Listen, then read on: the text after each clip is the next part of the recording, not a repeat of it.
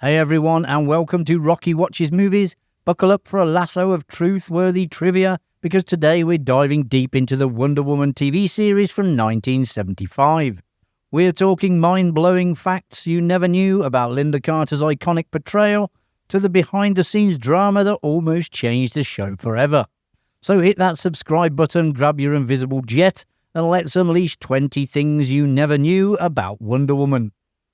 Wonder Woman's iconic ability to deflect bullets with her bracelets relied on some clever special effects in the pre-CGI era. Special bracelets were created equipped with hidden buttons in Lynda Carter's hands to trigger miniature explosions. These explosives were cleverly disguised within the star-shaped emblems on the bracelets. Lynda Carter's iconic Wonder Woman spin wasn't in the comics. As a dancer, she suggested a pirouette for the show's dramatic transformation. The explosion effect came later. Initially, Carter's slow-motion spin left her awkwardly holding Diana's clothes, needing a hiding spot. Wonder Woman, particularly during its first season set in the 1940s, could be seen as promoting a strong feminist message that some might consider preachy. However, actress Lynda Carter believed this assertive approach was necessary to combat the prevailing gender inequality on TV.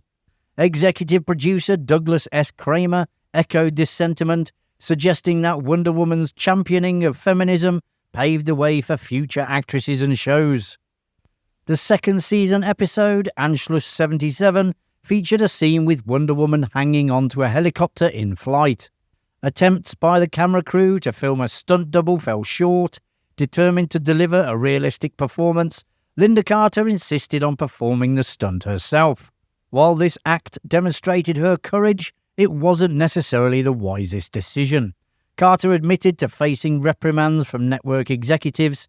However, she expressed no remorse, highlighting the thrill of the experience and said, "Where else in your life can you have all these adventures?" The costume designer initially envisioned a red, white and blue two-piece bikini for Wonder Woman's aquatic adventures. However, this design presented unforeseen challenges during filming, prompting a swift redesign. While the nature of these technical difficulties wasn't explicitly mentioned, it can be inferred that the bikini proved impractical and kept falling off, and maintaining broadcast standards likely necessitated a more secure option, unfortunately. Consequently, the designer returned to the drawing board and crafted a full-body wetsuit for Wonder Woman's underwater exploits.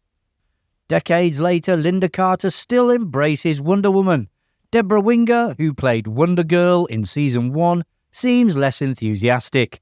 On Letterman in 1993, Winger hinted at frustrations about her costume being less impressive than Lynda's and being overshadowed by her.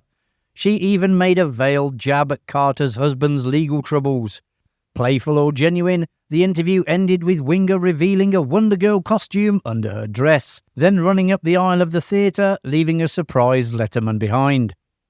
Wonder Woman offered a drastic shift in its second season. Originally set in the 1940s, the series saw Diana Prince and her wartime ally Major Steve Trevor, played by Lyle Waggoner, battling Nazi threats. However, when the show moved networks from ABC to CBS, it underwent a significant revamp. Season 2 catapulted the narrative to the contemporary 1970s, reflected in the title change to The New Adventures of Wonder Woman. This shift presented a unique twist. The immortal Diana, seemingly untouched by time, now operated alongside Steve Trevor Jr., again played by Waggoner as a secret agent. The 1970s revamp of Wonder Woman saw the show lose some of its campy comic book elements. This change resonated with Lynda Carter, who had always preferred a more serious portrayal of the character. She has stated her belief that the show never wanted to be tongue-in-cheek, and in Wonder Woman: The Complete History, she expressed her opinion that the modernised version allowed her to better embody the role. Now that we can watch these old TV shows in high definition on large screens, some of the filming trickery becomes less magical, as can be seen in this scene of Wonder Woman swimming in the ocean, which is so obviously a swimming pool. The jack holding up this truck is more visible, and the background being completely different between these takes is criminal. But when you're rewatching the show and noticing these little things, it kind of makes it more fun to watch.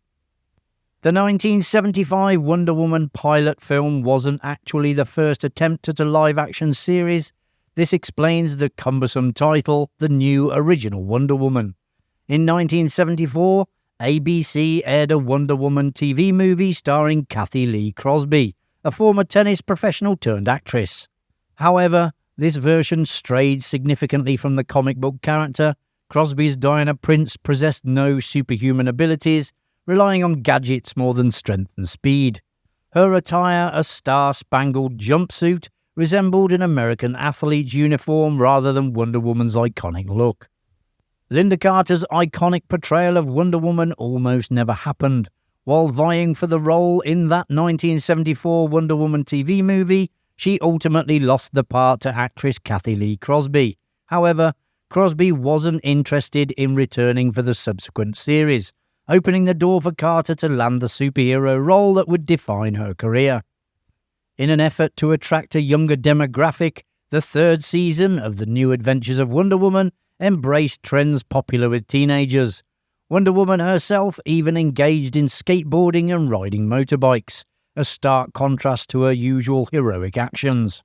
To further solidify the show's appeal to this audience, the season premiere featured a guest appearance by teen idol Leif Garrett. Garrett, known for his long hair and heartthrob status, played a dual role as twin brothers. The episode conveniently coincided with the release of Garrett's second album, allowing him to perform his hit song within the show. A planned episode titled The Velvet Touch was ultimately shelved due to potential conflicts with Wonder Woman actress Lynda Carter's endorsement deals. The episode reportedly centered around a plot involving dangerous cosmetics. Considering Carter's role as a spokesperson for Maybelline at the time, producers opted to avoid any narrative that could contradict her public image or endorsement message. Lynda Carter was a struggling actress when the show was cast and had $25 left in her bank account. Then she got the call that she had been cast in the lead role. The 24-year-old actress even needed to borrow money to make the rent because production didn't start for a few weeks. Lynda Carter initially received $3,500 per episode. Her salary increased to $6,000 per episode as the series progressed. Notably, this surpassed the earnings of her more experienced male co-star, Lyle Waggoner, something very rare in those days. Lynda Carter championed the equal importance of Wonder Woman's secret identity, Diana Prince. She recognized Diana as the bridge between the fantastical heroine and the audience. In an interview, Carter criticized attempts to portray Diana as a stereotypical damsel in distress, a portrayal that clashed with Wonder Woman's established character. She firmly rejected this direction, stating, "This is nonsense. She's capable, she has a personality." Carter's insistence ensured Diana Prince remained a strong and multifaceted character. Landing the role of Wonder Woman proved to be highly competitive. Lynda Carter faced fierce competition from a large pool of talented actresses. Interestingly, some of the hopefuls who auditioned included the future stars of Charlie's Angels, Farrah Fawcett, Jacqueline Smith, and Kate Jackson. Even Angela Bowie, David Bowie's wife at the time, was among those vying for the part. As the show's popularity grew, the dynamic between Lynda Carter and Lyle Waggoner shifted. Their scenes together became less frequent. While Carter downplayed any animosity, Waggoner hinted at a difference in ambitions.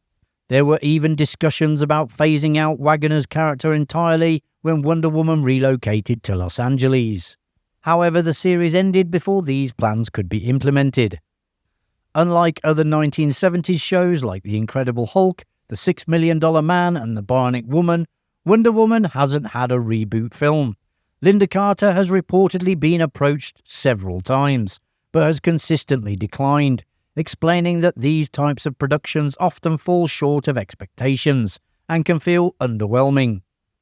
In the 1970s, Hollywood offered far fewer opportunities for diverse representation than it does today. Yet, Lynda Carter's portrayal of Wonder Woman held a subtle but significant layer of representation. Carter's own heritage, with roots in Mexico through her mother, imbued the character with a Latina identity that resonated with many viewers, even if it wasn't widely recognised at the time. And there you have it, folks. You now know a little bit more about the Wonder Woman TV series. If you enjoyed the video, which I presume you did as you got this far, hit that like button and subscribe so you don't miss any future videos coming to Rocky Watches Movies. Thanks for watching. I'll see you in the next one. Bye for now.